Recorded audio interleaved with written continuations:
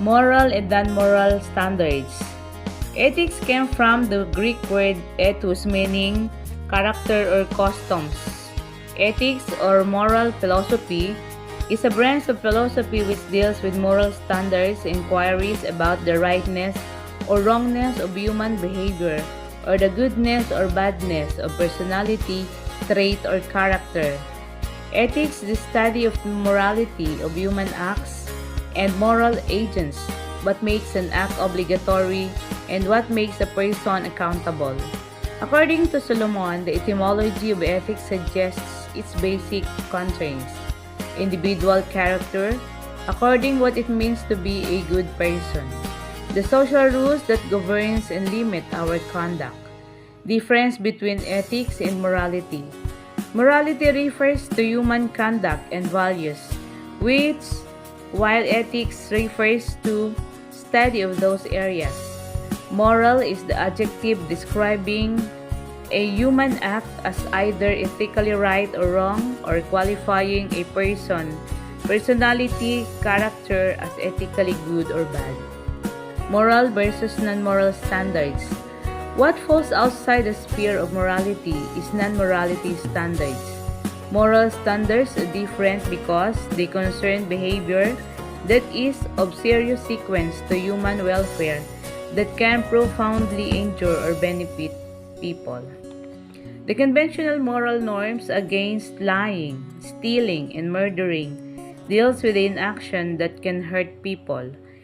In the moral principle that human beings should be treated with dignity and respect, uplifts the human personality. Moral standards. Moral standards are different because they concern behavior that is of serious consequences of human welfare, that can be profoundly injure or benefit people. Moral standards take priority over other standards, including self-interest. Their soundness depends on the adequacy of the reasons that support or justify them. Moral standards are norms or prescriptions that serve as the framework for determining what ought to done or what is right or wrong action, what is good or bad character. Examples of moral standards: stealing is wrong, killing is wrong, adultery is wrong, environmental preservation is the right thing to do, freedom with responsibility is the right way. Non-moral standard. Non-moral standard are social rules, demand of etiquette and good manners. They are guides of action which should be followed as expected by society. Sometimes they may not followed, or some people may not follow them. Example of non-morals: no talking while your mouth is full. Submit school requirements on time. Wear black or white mean morning never read. Morality and etiquette. Etiquette refers to any special code of behavior of countries. It's usually considered bad etiquette to chew with one mouth open. We violate the rules of etiquette that we have read into the books, then right considered as ill manners, impolite, or even civilized but not necessarily immoral. Rules of etiquette are generally non-morals in etiquette. Pass your child back into the place upon leaving of dinner table, but violation of etiquette can be had moral implication. The male boss who refers to female subordinates, honey or doll show bad manners. B. Morality in law. Before understanding law, we should have now that there are four kinds of law: statute, regulation, common law, and constitutional law. It statutes the law which is enacted by legislative bodies. The law that prohibited theft is a statute. Statutes make up large part of the law and are what many of us mean when we speak of law. regulation. Limited in their knowledge, legislature often set up board and agencies whose function included issuing detailed regulation of certain kind of conduct, administrative regulation. Common law. It refers to law applied into the English-speaking world when there were few. Statute court frequently wrote opinion explanation the base of their decision in specific cases including the legal principle then demand appropriate.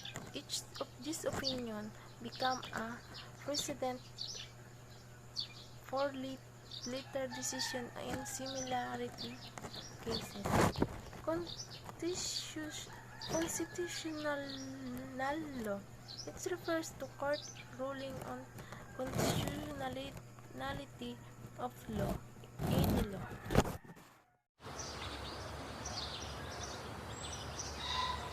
People sometimes confuse legality and morality, but they are different things.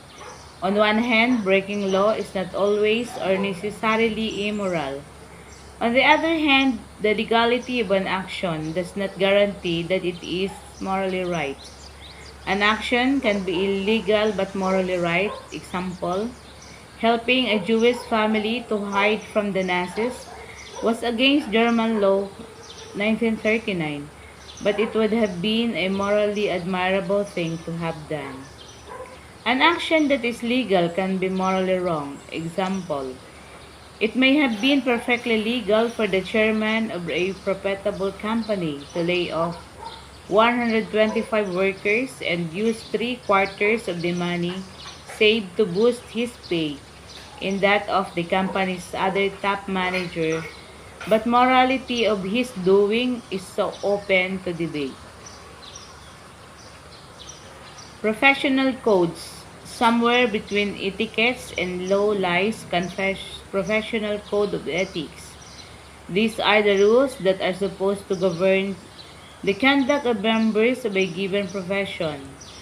Generally speaking, the members of a profession are understood to have agreed to abide by those rules as a condition of their engaging in that profession. Where do moral standards come from? Morals came from issues taught and passed down from person to person. However, the original is based on the religion beliefs of the person sharing the moral. In short, all morals came from religion. Without religion, all things are possible and morals are required.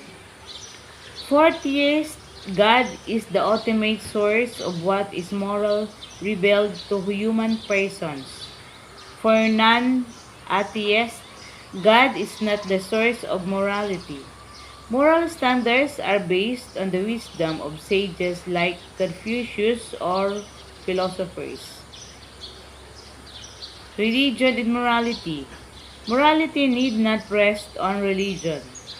Many people believe that morality must be based on religion, either in the sense that without religion, people would have no incentive to be moral, or in the sense that only religion can provide moral guidance.